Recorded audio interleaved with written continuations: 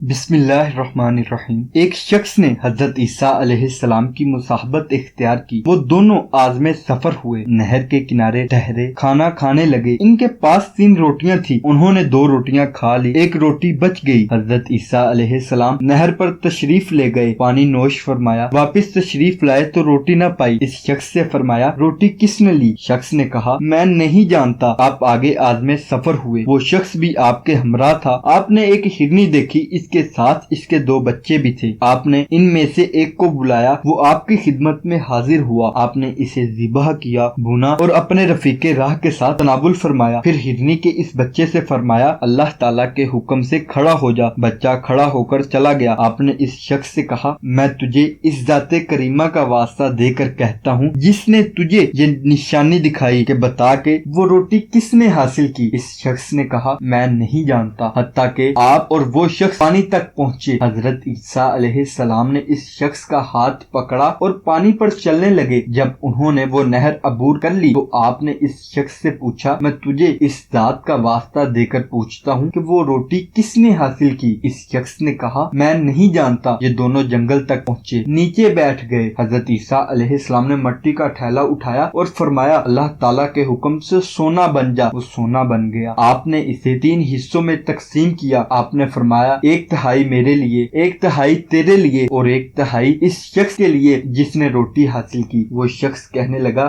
میں نے ہی وہ روٹی لی۔ حضرت عیسیٰ علیہ السلام، سارا سونا تیرے حوالے کہہ کر وہاں سے چلے گئے۔ آپ اس سیاہ بخت سے علیحدہ ہو گئے۔ اس جنگل میں 2 آدمی ملے۔ اس کے پاس یہ سونا دیکھ کر ان کی نیت میں فطور آ گیا۔ انہوں نے اسے قتل کرنے اور مال ہتھیار لینے کے بارے میں سوچا۔ اس شخص نے کہا، یہ سونا ہم 3 حصوں میں تقسیم کریں گے، کسی ایک کو بستی میں بھیجو تاکہ کھانا لے آئے۔ جس شخص کو بازار بھیجا گیا، اس نے کہا، میں یہ مال کس لیے تقسیم کروں گا؟ میں تو اس کھانے میں زہر ملا لیتا ہوں اور ان دونوں کا خاتمہ کر دیتا ہوں۔ پھر اس نے اسی طرح کیا۔ جنگل میں رہ جانے والے 2 آدمیوں نے کہا، ہم اس شخص کو اس مال کا 1/3 حصہ کیوں دیں، بلکہ جب وہ واپس آئے گا تو ہم اسے قتل کر دیں گے، پھر یہ سونا باہم تقسیم کر دیں گے۔ وہ کھانا لے کر آیا تو ان دونوں نے جھپٹ کر اس کا کام تمام کر دیا۔ پھر زہر آلود کھانا کھا کر دونوں مر گئے۔ وہ سونا جنگل میں پڑا تھا، یہ مقتول اس کے پاس پڑے تھے۔ حضرت عبداللہ بن محمد رحمۃ اللہ علیہ نے کہا کہ حضرت اسحاق بن اسماعیل رحمۃ اللہ کی روایت میں ہے